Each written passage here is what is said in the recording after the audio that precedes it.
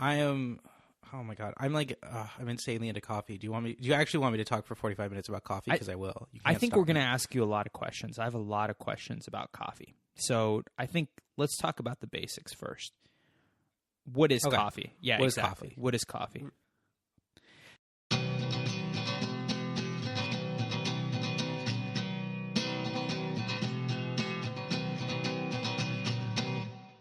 Ruch, what's your guess? What is coffee? My guess is it's a bean from a plant, maybe the coffee plant or something like that. But that's all I really know. So coffee is actually a fruit. It's like it's sort of looks like a cherry, and they can be sort of like orange or yellow or red. There are different varieties. There's like the bourbon. But what about the whatever. bean? So the bean is actually the seed in the middle of the cherry. So coffee beans, like the things that you like grind, are the seed of the coffee cherry. And so what do they do with the cherry? Like, does it go into Tom's compost? Where does it go? Yes. I also compost my coffee grounds. No. I'm talking about the cherry, not the grounds, dude.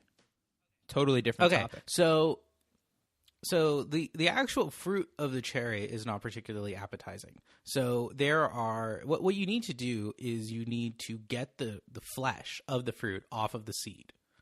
And there are sort of like three main ways to do it. And however you do it will really affect the flavor. The most common method is the washed method, where you just use a combination of like high pressure water and physical agitation to get to separate the seed from the cherry flesh. There's something that's sort of coming into vogue in the last couple of years. It's like pretty common in Ethiopia, but people are starting to do it in more places than that. And that is the natural method. This is actually super interesting. So you just sort of let the coffee beans just sort of sit out in the outside, like in a big field for like a couple days. And so it's a natural roast, if you will. No, the roast is like something else. What's this? So natural processing is when you let the sort of the flesh sort of sit on the cherry for a long time, and it like ferments and it gets like weird and gooey. Huh. Why do people do this? Once the flesh sort of like dries out and gets all fermented and weird, it's like really easy to separate from the seed. So it's like you use much less water in particular in processing naturally processed coffee. You also get a totally different flavor profile. You get a lot more like tart, acidic fruit notes in the flavor of the coffee. So like coffees that are sort of famous for their fruit profile, like East African coffees, like Ethiopian beans, they're usually naturally processed. There is a third option, which is the hybrid or pulped natural process. That's where you use some water and some agitation to remove the flesh, but there's still sort of this like mucus membrane between the flesh and the seed, and you leave that on. Wow, AJ, you've managed to make what used to be cool, which is coffee, much less cool with all of these details. Yeah. Because now people have to be like, I mean, you may as well start talking about how like a pig turns into bacon, you know? In terms of its no, dude, this is super hipster. The sheer glory of it. Oh no, it's obviously very hipster, but so is like hipster. curing your own meat and stuff, isn't it? I mean, isn't that very hipster too? So, like one last thing on coffee growing and processing. There's Robusta and Arabica beans. Oh, okay. They're like varietals. Okay. Arabica is the stuff that is good to drink. Robusta is grown. I think it's grown like commonly in Asia. It's like real cheap. And so it's used as like a filler in cheap coffees, and it has some qualities that make it useful for espressos. But for the most part, you drink Arabica beans. Can I give you a fact about the two different types of coffee beans? Yeah, hit me, Tom. You can process film with coffee, but you need to process it with the Robusta bean, not the Arabica bean. Yeah, that's actually super cool. Have you ever done this? I've seen like a YouTube about it. So cool. What's actually cool about this is there's a couple of YouTube videos where people like show people processing film with beer, processing film with coffee, but they always add vitamin C, and the theory is the vitamin C is really what's doing the processing. Oh. Kind of. So, like a very mild acid, like a citric acid, is useful in the washing phase between when you develop the film and when you add the fixer. Does it change the film at all? I mean, oh my god. Okay, do you want to have a quick digression about what happens when you develop? Yeah, sure. I think so. Okay, so film is basically a strip of acetate plastic with a photosensitive gelatin applied to one side of it, and that photosensitive gelatin is full of silver crystals. When you take a photo, this photosensitive light hits particular areas of the photosensitive silver gelatin mix. Okay, so then what you do when you're developing is you basically immerse the film in some sort of solution called developer, and I think it actually is fairly acidic. Fairly basic. And what happens is that the photosensitive silver gelatin, the areas of it that have been exposed to light, when developed, turn into these silver halide crystals. It's basically like a silver salt.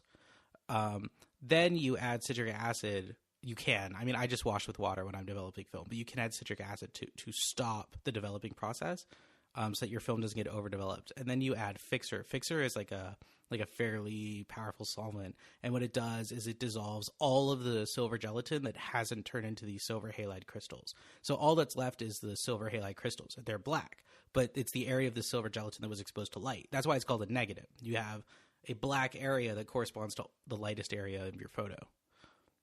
So how did we get on this digression? You did it. I just wanted to talk briefly about the intersection between coffee and film. This was very on brand for this episode. Okay, so are these processes patented at all? Can we go after some hipsters with some demand letters and things like that? I'm sure Monsanto has something somewhere. Okay, this sounds like genetically modified film. Is what it sounds like to me. Are you familiar with the waves framework for talking about coffee? No. What is the waves framework? This is dope. This is like third wave feminism. Like, you got first wave feminism, you got second wave feminism, you got no wave feminism. That's the Sonic Youth. You got new wave. That's like the Cure. So there's like a waves framework for talking about coffee. This is give me 1 second. 1 second. This is a good edit point. How do why can't I do the thing I'm trying to do? There's like a person who like invented the waves framework, Trish something. Well, anyway, there's a woman named Skeie. I actually don't know how to pronounce her name. And she wrote an article where she set out the waves framework in like 2003. This is like super hipster. Okay, so first wave coffee is basically like Folgers and Maxwell House, sort of at the beginning of the century, end of the 19th century. They figured out how to process and store coffee in a way that was shelf stable, and so for the first time, it like became possible for Americans to buy coffee and have it in their homes and make it in their homes, which is sort of cool. Second wave coffee sort of started in the 70s. The key difference with second wave coffee is there was sort of an emphasis not on just buying like a can of Maxwell House and making it in your home. There's the idea of going to a place and there's a barista who will handcraft you an individual cup of coffee. Because of this like restaurant individually crafting experience, there's an emphasis in second wave coffee on espresso drinks as opposed to brewed coffee. The sort of businesses you might associate with second wave coffee are Starbucks or Peet's. or really any hipster coffee shop, right? I mean, can't any hipster? No. The real hipster coffee shops are third wave coffee. But how so? Maybe this is a good time to get into third wave coffee.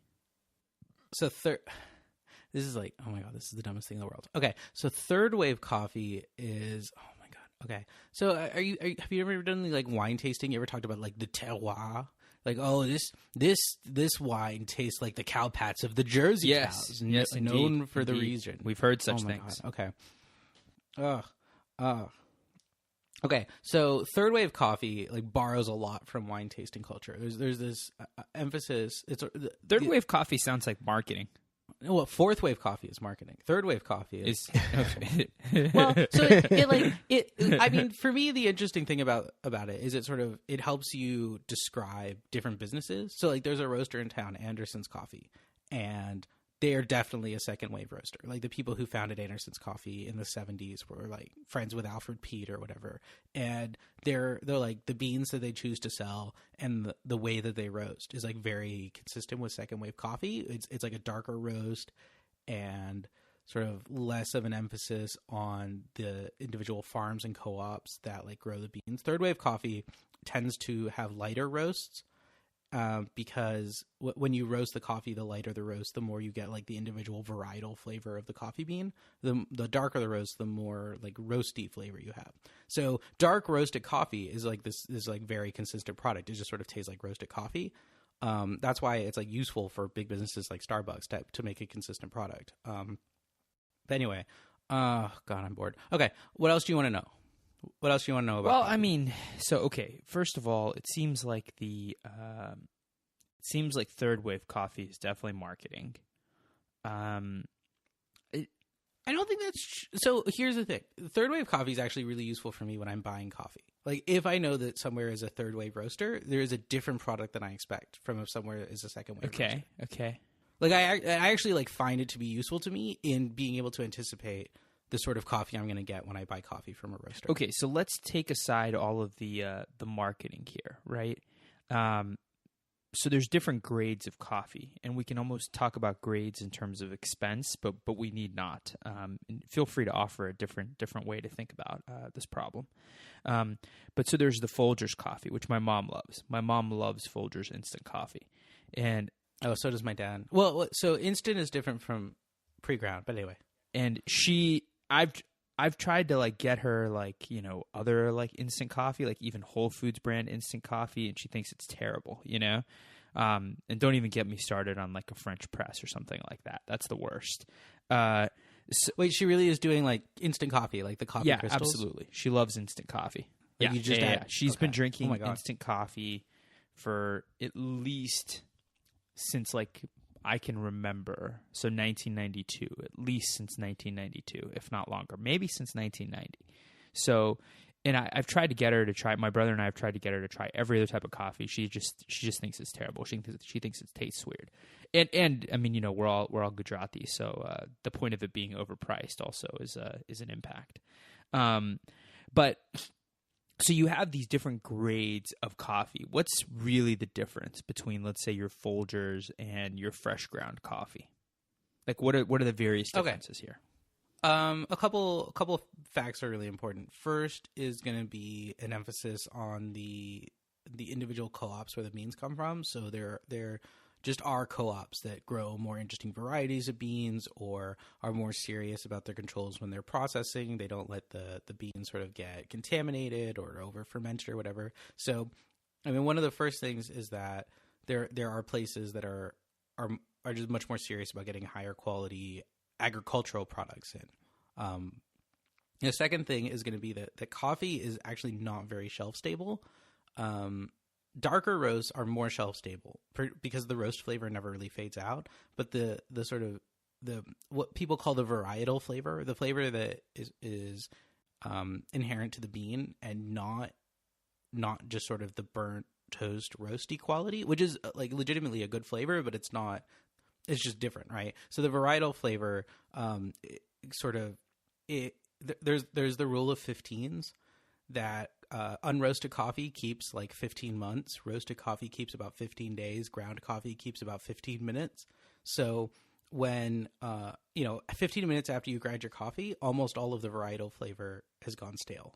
You still got like roast flavor, it'll still taste like coffee, but your coffee is sort of at its peak freshness, maybe a day or two from roasting, and within the first like 10 minutes after you've ground the beans. So the key difference with like buying whole beans and grinding it yourself is just how much do the beans oxidize, how much of the sort of volatile flavor acids decompose before you actually drink the coffee. So when people are making coffee, like what are the things they need to think about, do you think?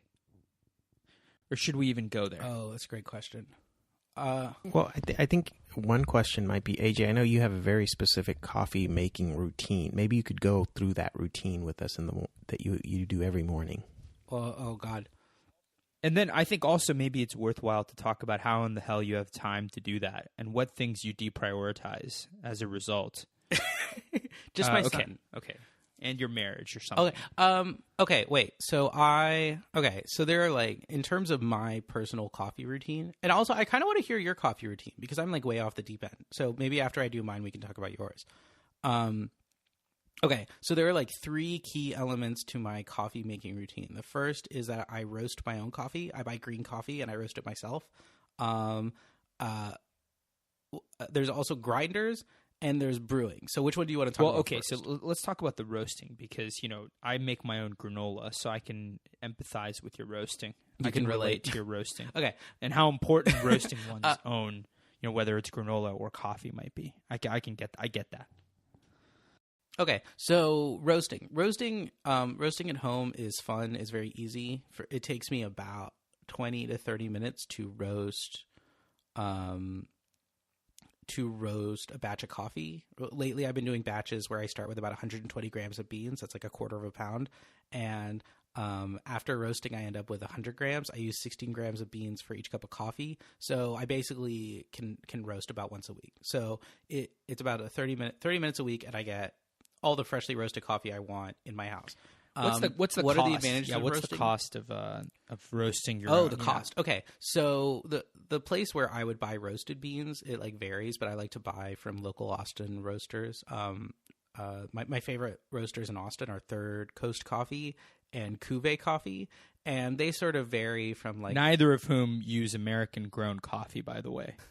They cost about $15 to $20 per pound of coffee. Pretty insane. And yeah, and you have to buy in increments of like 3/4 of a pound or a half a pound. So I like whenever I do buy a bag of coffee, I only go through about a quarter pound a week. So at the end of 2 weeks, maybe I've used a half a pound. If I have this 3/4 of a pound or full pound bag, then I've got sort of a lot of waste after I would no longer consider the coffee fresh. But that's for when somebody else has roasted your coffee. Where do you get your beans for when you roast your coffee? Okay. Well, the point I wanted to make is that if I buy green beans are they're like $5 or $6 a pound. I mean, they can be more, right? You can get like geisha or the stuff that like the Have you ever heard of the Civet coffee? No. They have some cat like mammal that they feed the coffee to and then torture until it poops it out. Oh wow, yeah. This is the Indonesian coffee, huh? Yeah, apparently it's like extremely cruel to the animal and to the but it's also extraordinarily and it expensive. seems cruel to the people drinking the coffee. Yeah, I mean you're drinking poop. Oh yeah. What if the cleaning was not quite what it should have been? Ruch, with your notorious hatred of cats, like this would be like the death knell for you. I mean, I just don't think everyone should walk around giving schizophrenia to everyone else. And so, I wouldn't call it a hatred of cats. Yeah, dude, vaccines. I mean, there's nothing that you approve of. No, dude, I approve of all kinds of things. I approve of AJ, generally, and I approve of you too, Tom. Oh, dude, so I'm looking on Amazon as AJ's talking, and I can get green unroasted Jamaican Blue Mountain style. Ooh. Oh, that's like $25. Oh no, style Green Mountain style. Oh, that's whole funny. bean coffee 5-pound bag for $40. That seems pretty good. I wonder if we should release our own coffee, like roasted in AJ's kitchen. Hey, AJ, on the point of if you're a listener, hold on a second. If you're a listener and you want some of AJ's roasted coffee, we are selling it for $15 a pound. Just go to heartlanded.com and reach out to us or tweet at us or something. Did I say 15 a pound or 20 a pound? In any event, it's 20 a pound. Okay, so the green coffee that I buy, the website I recommend is called Sweet Maria's. Sweet Maria's. They have a pretty good variety of green coffee that you can buy from their website. The shipping is affordable. you buy coffee in like increments of a pound at a time. It's like $5 or $6 a pound. You lose 20% of the weight in roasting. So say it's like $7 a pound realistically. So we're talking about like the coffee, the variable cost is half the price of buying roasted coffee, and there's no waste. So it's actually like significantly less than half the price. In terms of roasting, I use what's called the heat gun dog bowl method. Heat gun dog bowl. What does that mean? So you take a stainless steel dog bowl, Okay, and you put some green coffee in it, and then you buy a heat gun. The heat gun I use is the Wagner HT775. It basically looks like a hairdryer, except the output is like 700 degrees Fahrenheit. And you point the heat gun at the beans for like 20 minutes, and then you're done. Is there a way to do this? Okay, go ahead, Tom. Sorry. Yeah, AJ, do you find when you roast your own beans that there's a level of inconsistency in the outcome? Yes. It's definitely like roasting. I don't know. I mean, maybe I'm like bad at roasting. I find the beans I roast myself to be worse than if I just bought them. Oh, this is they're not also good for way our cheaper, and it's fun. dude. This is not good for our promotion of Heartlanded Yeah, brand no one coffee. wants to buy the beans I roast myself. It's like very satisfying. It's very satisfying to roast your own beans, and it's like very convenient because you also just like if you like local roasters roast on their own schedule, right? So like Civet, their store in East Austin gets fresh coffee on Friday. So if I run out of coffee, I need to go there on Saturday or Sunday to get fresh coffee. Like that's my choice. Like I'm on their schedule. When I roast, I can roast whenever I want. So another question on: is there another method to roast? Can't you just put the shit in your oven? People do that. It's less good. Oh, really? Your oven is like less even than you expect. I mean, the real thing is like you got to like stir it a lot. There's other roasting equipment you can get. There's something called the Behmor, which is it's named after like Jim Behmor or whatever, Behmor. It is basically like a really big toaster oven that agitates your beans for you. Oh, yeah. This sounds. I thought it was just something you could put in your oven, and that sounded appealing. No. So okay, you've roasted this coffee. Tom, feel free to interrupt here. Sorry, I'm just asking AJ all these questions. So one last thing that's like interesting about roasting, there are two cracks. The beans actually sort of like make like a popcorn popping sound. That's first fun. crack. Yeah, it's pretty cool. And then there's also second crack, which is sort of more like a like Rice Krispie kind of sound, like when you like first pour the milk on your Rice Krispies. So that's like second crack. So as you're roasting the coffee, you can actually hear the level of roast. And then there are words that people use to describe how they roast their coffee. There's city roast, which is sort of city describes like a very light roast. That's if you were to stop the heat basically right at the end of first crack, like when you stop hearing the popcorn sounds. If you pull the heat, that's a city roast. If you keep going a little bit longer, that's a city plus. From city plus, you get into like full city. Full city usually means that you have taken the beans through second crack. And then from there, you've got like real dark roast, like French or Vienna or whatever. But that's like the crack framework is interesting. You've got cracks and waves. There are waves. The waves describe the cracks. The second wave people do second crack. The third wave people don't usually take the beans into second crack. So it's waves and cracks. Second wave, 2 cracks. 3 waves, 1 crack. Oh, so that's yet another Keep this in your head. Yeah, waves and cracks. Well, that's what I mean, right? Like I was saying earlier that like second wave roasters tend to roast much more darkly. So like a medium roast from a second wave roaster would be described as like a full city or maybe even a full city plus by a third wave roaster. There's nothing like wrong with full city roasts. I mean, they're not like my preference, but like the level, the terminology for describing the level of roast is like much more granular from third wave roasters. So, Europeans, when they come here, they often complain. And I've had many European friends complain when they come here, mainly about our healthcare system. But when it's not that, they complain that our coffee is burnt. What do they mean by this? And they say their coffee is not burnt. 2 things. The 2 things they can be referring to. One is the level of roast in the beans. So second wave roasting might be an example of burning the beans. Is that what? Am I thinking of that correctly? Yeah, in my mind, like, so I'm not a huge fan of the like roast flavor. Right, we were talking earlier about like the difference between like the varietal flavor and the roast flavor. I'm sort of not a huge fan of the roast flavor, but when you take the beans past second crack into like a French roast or even like a full, there's like a lot of that like roast flavor. It sort of tastes like burnt toast. Like some people like burnt toast. I actually like burnt toast. I do too. I take my toast like much darker than my wife does, and it's like a real conflict in our marriage. Yeah. I mean, it's like hard work. Oh yeah. Oh my God. I don't know. I don't know if you and your wife have this problem. My wife and I like our toast at very different levels of done. No. I think we both like burnt toast. Okay, so what was the question? So I think back to the original question is your morning routine in making coffee. So we've talked about how you roast your coffee to prepare for your week, but every day you get up and you have a cup of coffee, but you got to make that coffee first. How do you make it? Okay, it takes me about 10 minutes to make coffee. What I do is first I have an extremely fancy kettle. I have the This is like a $300 kettle. I mean, like, there are people that pay less than this to get their kids through college. I mean, my cat was cheaper than the kettle. It's like a $100 kettle. I have it's called the it's called the what's it called? It's like some Japanese name, right? Bonavita. It's the Bonavita variable temperature controlled kettle, and it has a key feature. Two key features. One, it has a gooseneck opening. What that means is it's got this like really long and thin spout. It lets you shoot the water out in like a very controlled jet, which is useful. I'll talk about that later. The other key feature is it has a temperature control and a hold button. So I set my coffee to 208 degrees Fahrenheit, and then I press the hold button, and the hold button will bring the coffee up to that temperature and then hold it there for an hour. So first thing when I wake up is I go over and I fill the kettle, and I set it to 208 degrees, and I walk away, and I like go and I shower and I shave, I get dressed or whatever, and I've got hot water waiting for me in my gooseneck kettle. It's like a key feature. That's how I get the time down.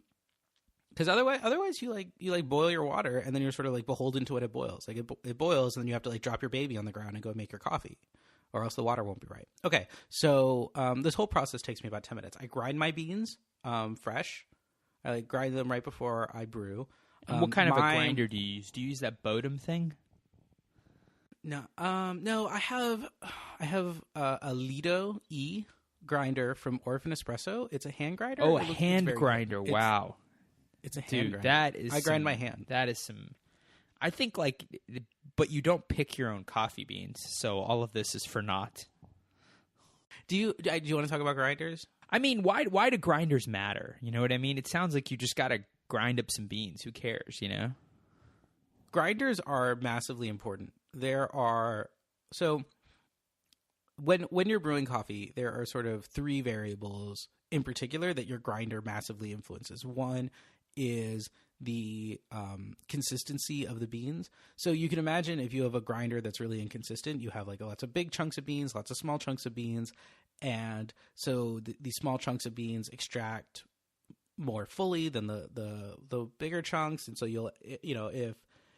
if you have a really inconsistent grinder, one, in that you have like a lot of different particle sizes, but two, you just don't get the same size beans every day each time you grind, then you're not going to get the right level of extraction in your beans. The other thing is that if you're doing some sort of like pour over or whatever, you want to know the grind size, because when you're doing a pour over, the water, like you're pouring the water over the beans, and the water travels through like a container full of beans out some sort of filter on the bottom. And so the fineness of the beans will control how quickly the water passes through it, which controls your extraction. It's sort of, I mean, it's like your grinder is actually like really, really important. I have a couple grinders I can recommend. As I was saying, my favorite grinder is, one other key thing, whatever grinder you get, is make sure you get a burr grinder. Not a blade grinder. Blade grinders are like much cheaper. That's when you just have like a whirling blade. It looks like a food processor. What I use is a burr grinder. It basically is like two pieces of either metal or ceramic, and they sort of rotate very close to each other, but they don't touch. And as the beans get sort of trapped in between them, and they get milled, it's actually like being milled between two grindstones, basically. So you're actually like milling the beans, not grinding them. It's sort of important. So why is the grinder so important? I just explained that. I wasn't listening. I'm so confused. Okay. Ask questions. So, okay, so it sounds like all the grinder matters for, based on what you've told me, is just the consistency of the ground, if you will, of the grounds. Well, yeah. So two things, right? Like you want consistent grinds from day to day, right? So you want at a given like setting on your grinder, you want to be able to anticipate the size of the grounds. And then the second thing is that you want consistency within each grind, right? Like you want the fine pieces and the big pieces of your ground coffee not to be so far apart in size. Like ideally, like all of the coffee grounds are sort of the same size. Okay. But why can't you just do that with any old grinder?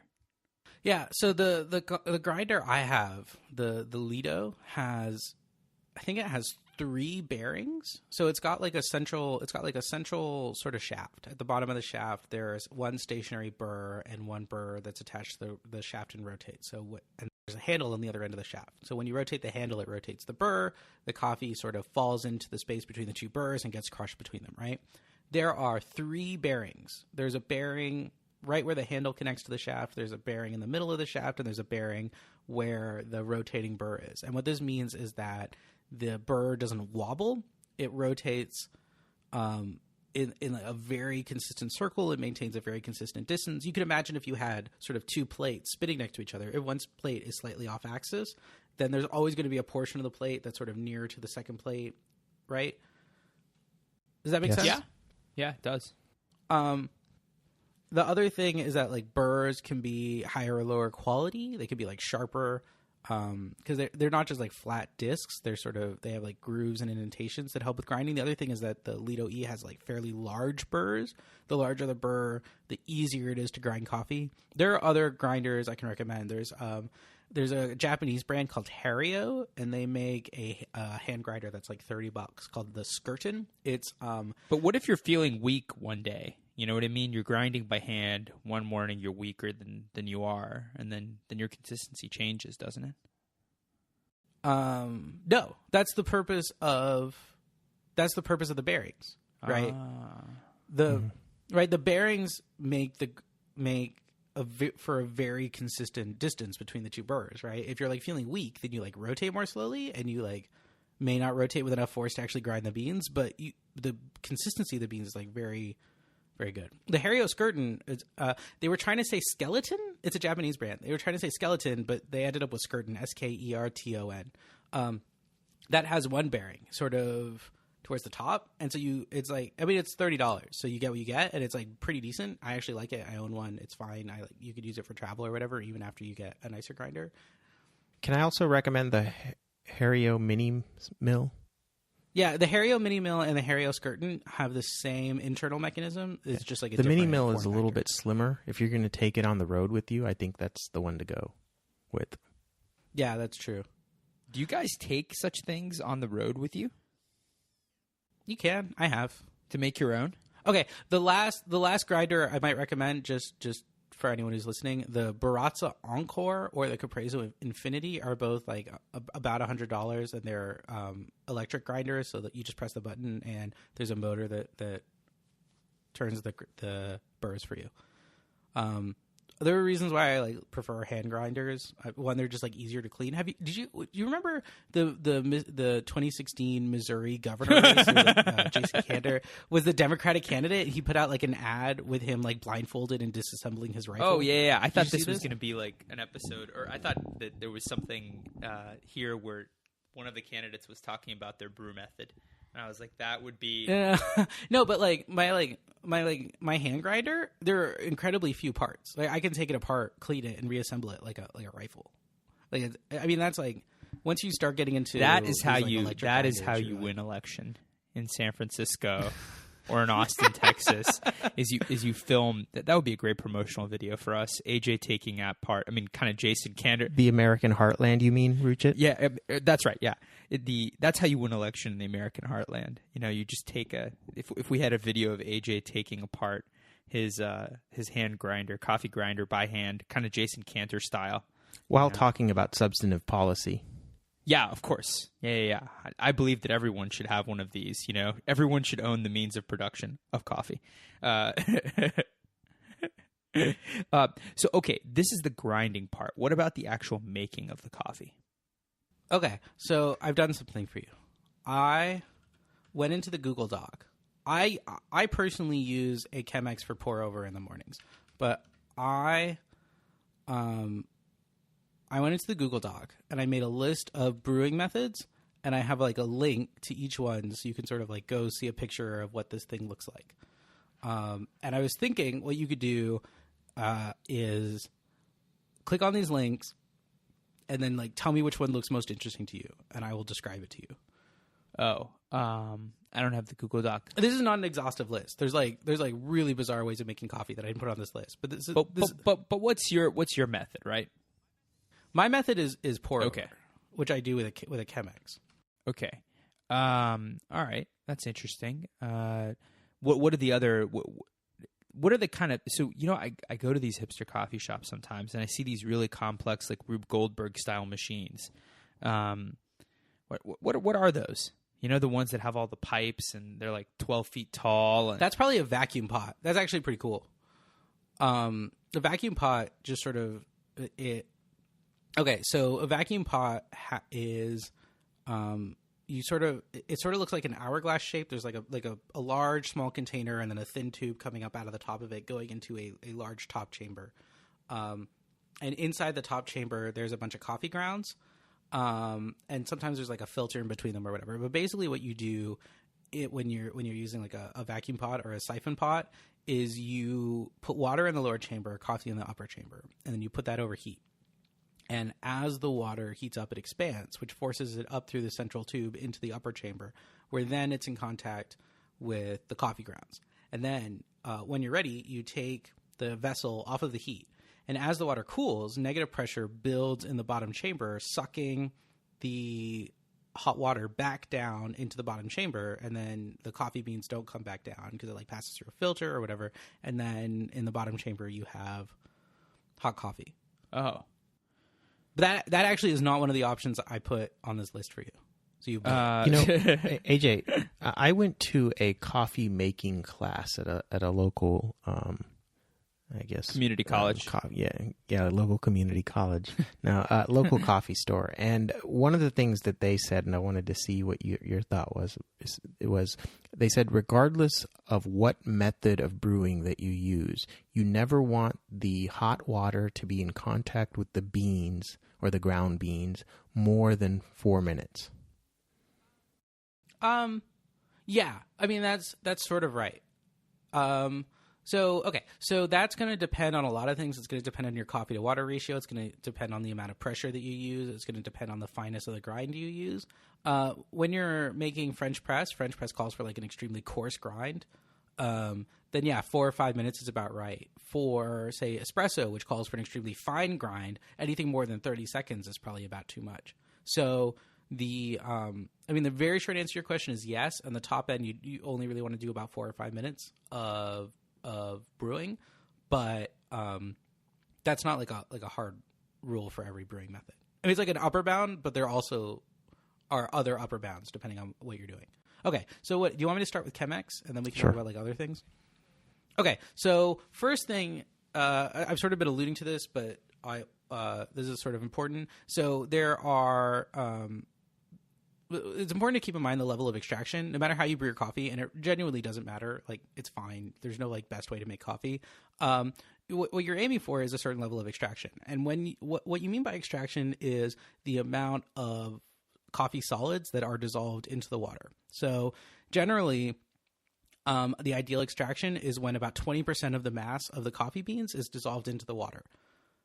So if you were to like take your dry grounds, measure the mass, and then brew coffee and then dry out the grounds again, what you should have is about 20% less volume, or mass, sorry. And that what is so okay. So how do you tell if something is over or under extracted? Under extraction usually tastes sort of like it's like too tart. It's like it's like a weird. It's almost like basic. It's almost like there's like a little vinegary. Over extracted. Is that a thing though? Do people like it that way, or like is that do you think that's a burgeoning trend? I mean, it's where like, you can ask for your coffee under extracted or over extracted? Yeah, I mean, right? Like it's like a matter of preference. I mean, like one person might really like sort of like a vinegary coffee, whereas another person wouldn't. So it like definitely varies personally.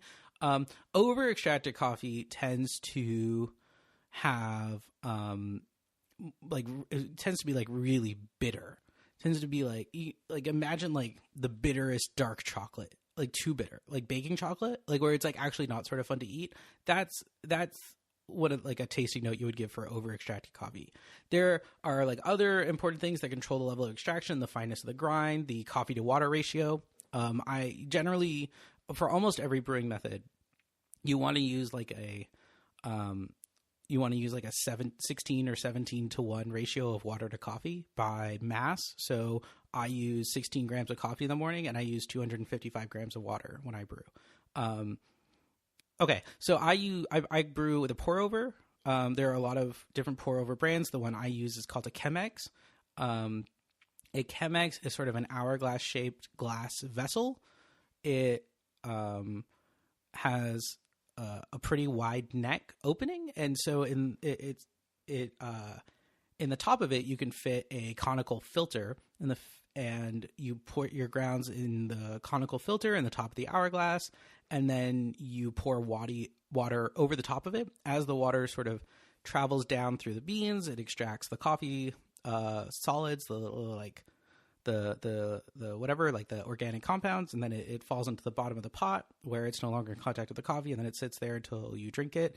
It is like very attractive, is part of why I use it. There's like no like, some people think that like, oh, the paper filters that Chemex uses are like the thickest filters you can get. I mean, you can buy like a metal filter for your Chemex. You could actually, there's a brand, an Austin company that makes something called coffee socks, where they make it really does sort of look like a sock, but they make different like filters out of cotton for different sort of coffee making things. They're like sort of reusable and eco-friendly or whatever. I just use the paper filters. People care about whether your filters are bleached or unbleached.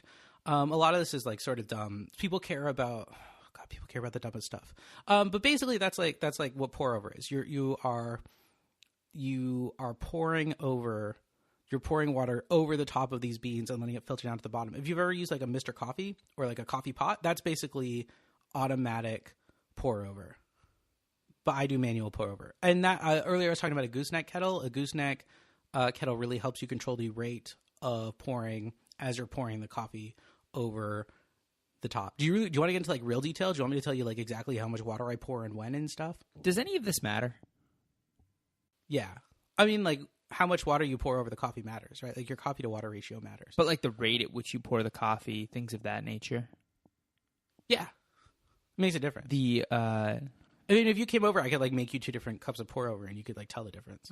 We need to do that one day. Yeah, the reason I ask all these things is like, you know, I always go back to my mom's sort of very simplicity with her coffee, and I think like, you know, how different is it and how much of it is people ascribing value where maybe none exists. You know what I mean? That's how I always come down on all these hipster things. And I say that as somebody that loves his hipster shit as well. So, I mean, for me, it's like fun. Yeah. Like, it like tastes good. I like caffeine is an appetite suppressant, so this is like breakfast for me. Oh, like I don't actually eat any food until lunchtime. I just drink coffee. So it takes me AJ's weight loss coffee. Now we can charge $25 a pound. Lawyer approved. It takes me 10 minutes total to brew coffee in the morning. It takes me 10 minutes, and then I take it in a travel mug to work, and then I like have coffee all morning. It's like nice. It's very pleasant. Yeah, no. This sounds good. Okay, so click on one of these links. I made links for you. I own all of these. I can start talking to you about what each of these brewing methods is. Well, actually, I think a better way of discussing these brew methods is you've listed several of them. Like, what are the major sort of advantages and disadvantages between or like maybe you could go through each of these and be like, okay, well, you know, the advantage of a Chemex versus an AeroPress is. So I want to see your reaction. I want you to like click on the link and then like look at these things and tell me what you think they are and what they do. I'd be like very curious. All right. So the Hario Mizudashi. I have no idea how to pronounce it. Mizudashi. Oh, this just looks like a tea brewer. Theater of the mind. What do you see? So what you have is basically a large jug or carafe, however you say that, and then the cap is attached to a little sort of like filter. It looks a lot like if you'd ever brew loose leaf tea, you'd put the loose leaf tea in a little like, cylinder, and then you drop it into the tea water. It's sort of like that. It catches. It looks like it's made to catch the tea within that little cylinder. Mm-hmm. So this is that's right. How do you? Okay, yeah, that's right. Okay, so this is something my wife uses to make cold brew coffee. You also can use it to make tea. You're right. It basically is like a little tea strainer that sits on the top of the jug. To make cold brew coffee, you use. People have different theories on this. People say that you should use a coffee to water ratio anywhere from like 4 to 1, 1 to 4 to 1 to 10 or so. To make cold brew coffee, you grind up your beans. I use a fairly coarse ground. I basically use a French press grind. And you stick it in the top where like the tea strainer part of the jug is, and then you just fill the whole thing up with room temperature water, and you stick it in the fridge for anywhere from 12 to 24 hours, and then you have coffee. It's cold brew coffee. It's very good. The advantages of cold brew coffee: it is lower on sort of the acidic notes. It's also much more forgiving of the freshness of your beans. So it's a good way to use up beans that you wouldn't use for a hot brew method. What else? Why would you do cold brew coffee? You can make a lot of it at once. You make big batches. My wife makes like 3/4 of a liter to a liter at a time. Yeah. You can use nitrogen gas to make nitro coffee like Cuvée does. You can charge more for it. Don't forget that. Is cold brew more concentrated? Is there more caffeine in it? It can be. It can be a lot more concentrated. So if you use like a 1 to 4 coffee to water ratio, or like 1 to 8, you end up with like a cold brew concentrate. The advantage there is that when like my wife adds like a ton, she stopped using sugar recently, but she puts a ton of milk in her coffee, and so when you have like a real strong cold brew concentrate, it almost doesn't matter how much milk you put in there. It like still tastes really good. You still get like very strong coffee flavors that come out. Interesting. Yeah, cold brew is great. I mean, you make a lot of coffee at once, which is the other thing that's nice, right? Like she makes 3/4 of a liter of coffee at a time. I think these show notes are going to be authoritative. All right. What else? Click on another one. This is like fun for me. Click on another one because some of these look like really bizarre. The coffee sock thing. I clicked on that. Oh, that was just my addition, yeah. So we know to put. Yeah, Tom put that link in there for the show notes. Remember, Do you know these people, Tom? It's an Austin company. No, I don't know these people. It's made in Austin. They're into cats. I just figured. Dude. These are very expensive. Like, are these like? Can you use these? But they're reusable. They last like a year. Each sock lasts like a year. That's cool. You know, on the topic of filters, you can get filters that are compostable. So when you compost your coffee grind after the fact, you can just throw your filters into the compost as well. All paper filters. Well, it depends on the composting method. Right, they're just made out of paper. Though, right. Oh, okay. Our composting method is that there is a composting drop-off place next to our son's daycare, and we drop off our coffee grounds there. So can you plant your? So this is a serious question. Can you just like plant your coffee grounds? I mean, not to get coffee, but like, can you just do that? Is that just fertilizer? Coffee grounds have a lot of nitrogen in them, so when you're composting, you don't want to like overdo the nitrogen in your mix because eventually there's too much nitrogen for your soil. But in very short form, yes, if you just like spread your coffee grounds over your yard, it's like good for your plants. But like, what if I have a xeriscape yard? Don't you just have like a bunch of rocks? Yeah, that's what I mean. You have like a bunch of rocks and like a bush. Don't spread coffee grounds on your rocks. Just I didn't think that would work. Don't you also have AstroTurf? Yeah. Yeah, don't spread coffee grounds on your AstroTurf. Yeah, I know. I know. Don't put it on my.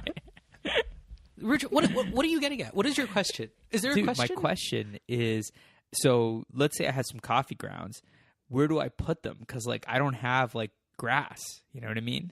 Well, I just explained it. My composting method is that no, but like, what if I want to like drop off next to my son's daycare, and I take the compost to when we pick up our son from daycare, we drop off a bag of coffee grounds. But at the I don't have a place. son or daycare right now, so. Well, why don't you pick up my son one day? It would be a real treat for me and my wife. Guys, I could talk about coffee forever probably, but I think I have to go to Houston, dude. No, wait. Let's do 10 more minutes. You said you could do. Don't forget the sidebars, dude.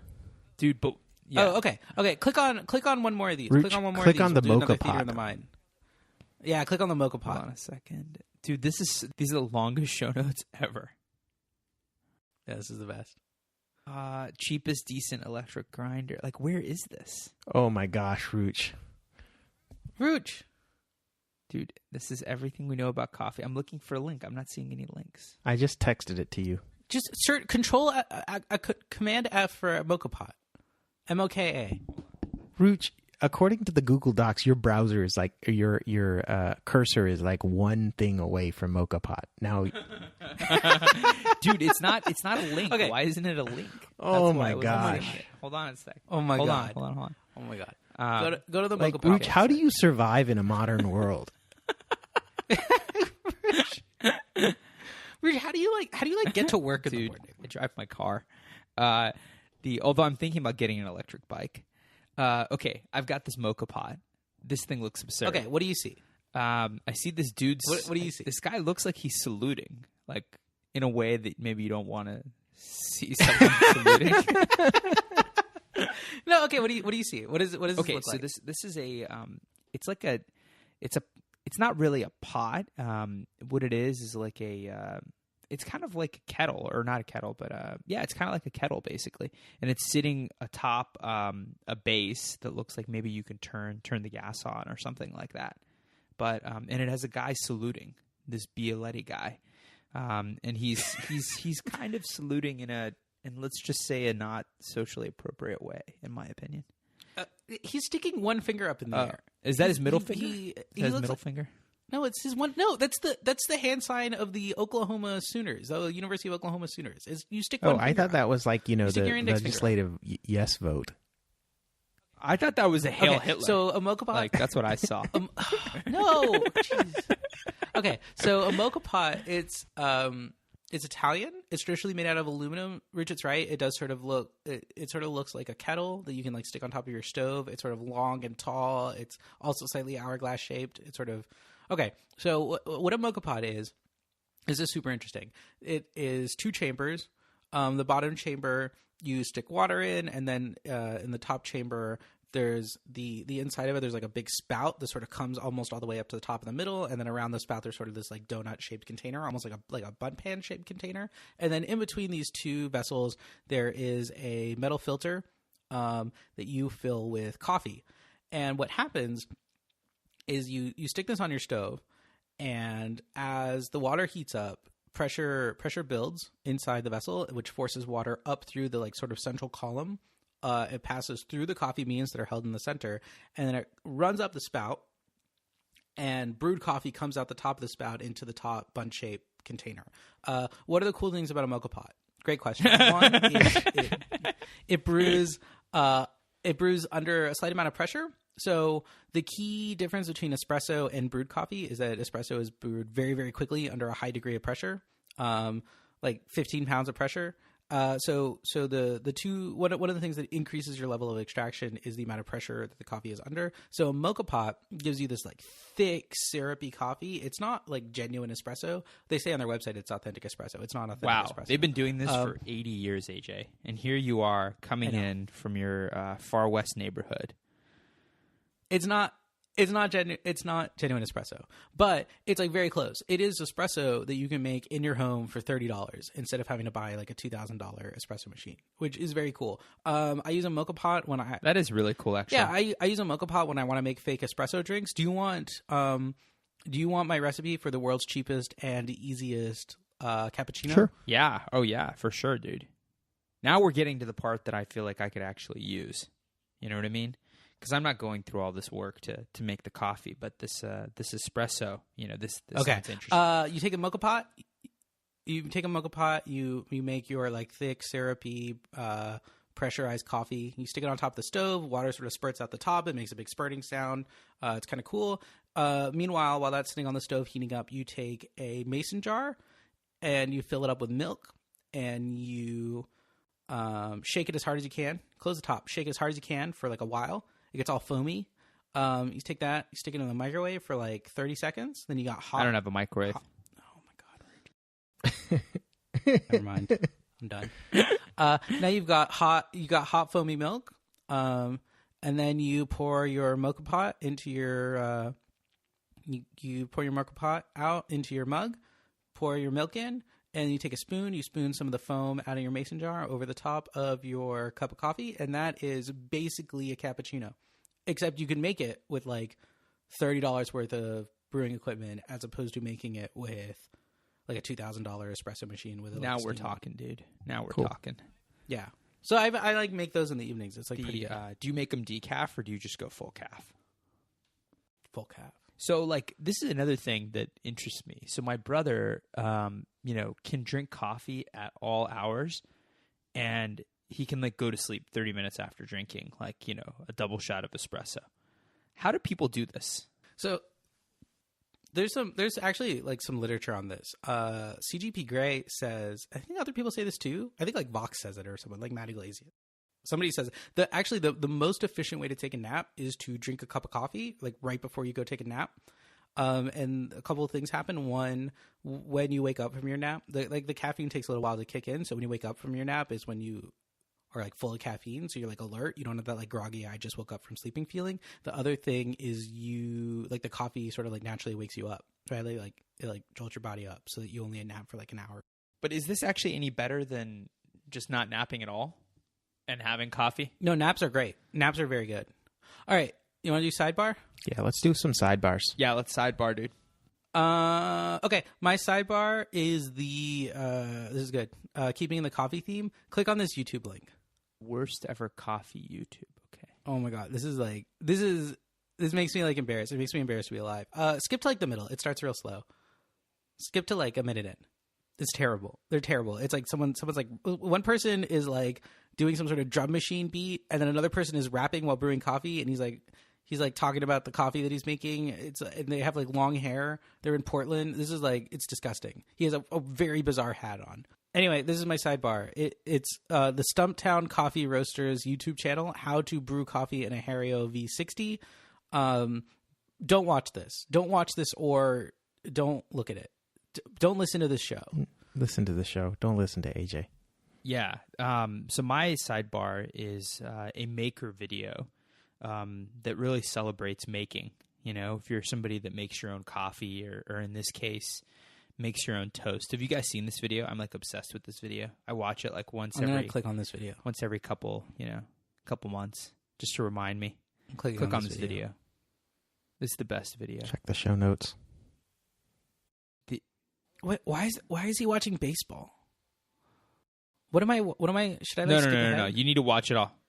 Okay, he's putting toast in the toaster. Oh, wow. He's closing the toast bag up. He closed the bread bag to keep the bread fresh. Okay, he's got toast. He's got toast in his hand. He's talking about the toast. He says it's a beautiful process. What am I looking dude, for? Are you now he's standing outside in the rain. Listen to the audio, dude. The audio is super important. Is this a satire? Yeah, dude. He's okay. So you'll notice in one particular scene, he's taking off a layer of flannel, and beneath is another layer of flannel.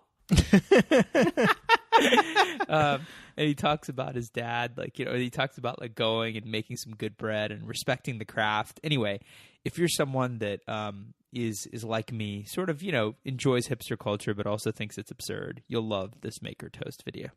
Okay. The reason why it wasn't immediately clear to me that this... You didn't have the sound on. No, I had the sound. But no, the reason why it wasn't immediately clear to me that it was satire is there's a restaurant in San Francisco where they actually do charge you like $15. Yeah, totally. They're like the avocado toast? Yeah. No, it's not just avocado toast. It's just like really extravagant. Like they're like, oh, like we made this bread. Yeah. Oh, yeah. This is our bread. Oh, yeah. I people get really absurd about these things. They take themselves too seriously. It's like, if you really want to take things seriously, like do something about global warming, damn it. So my sidebar is actually a couple of links, and both of them are in relation to our beautiful national parks. So the first link is a national parks maps PDF link. So you can basically go to this place and find basically any national park in the United States and get a giant PDF Wait, I like this. of those national park maps. And then the other link that I'm going to have is the U.S.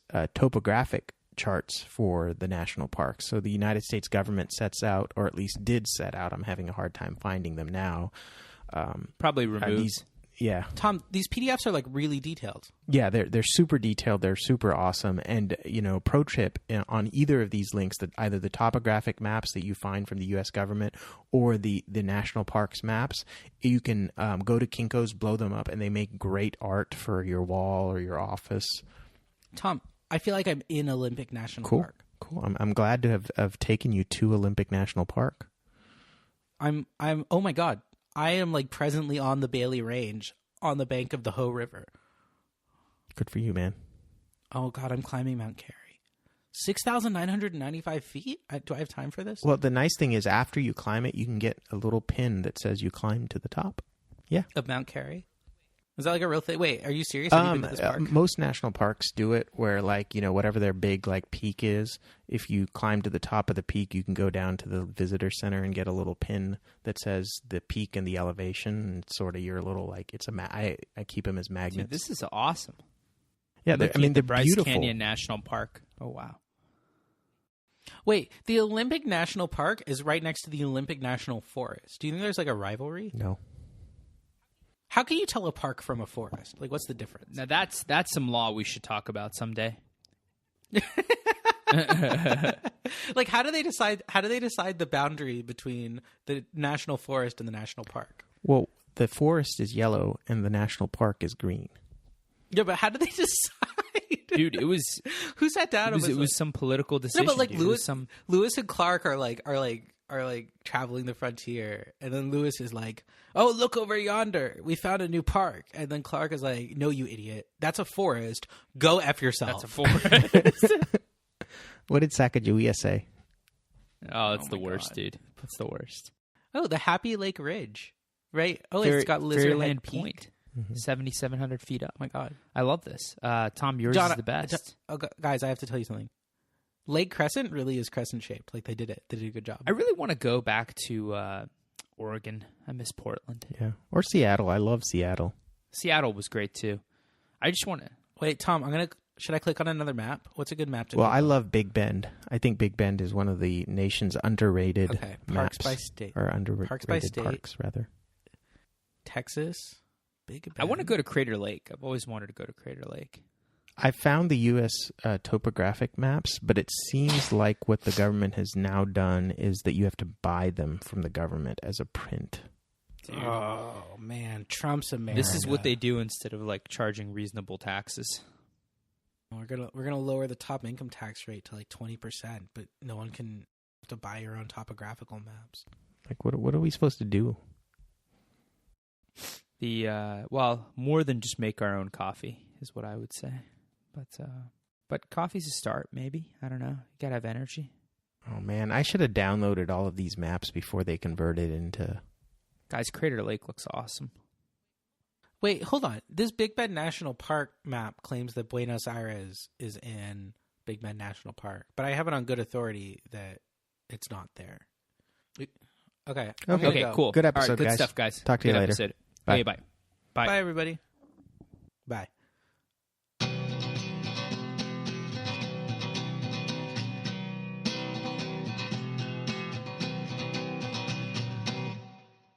This is a real source of strife. Here's the other thing, because I know neither of y'all have kids, but when you have a kid, especially when you have your first kid, it's real stressful because basically there are two of you, and every time there's a difference between you, like the level of doneness in your toast or how you like your coffee or whatever, there's an impasse, right? Like one of you has to win and the other of you has to lose, and you basically have to resolve it between yourself. Once you have a kid, there's a tiebreaker. So eventually one day, my kid's going to be old enough to prefer Lily's music or my music, and then it's 2-1. Gotcha. What if you have another kid? That's the deal, right? If you're not liking the results you get out of your first kid, you need to have another kid. You need to bring that vote to 2-2.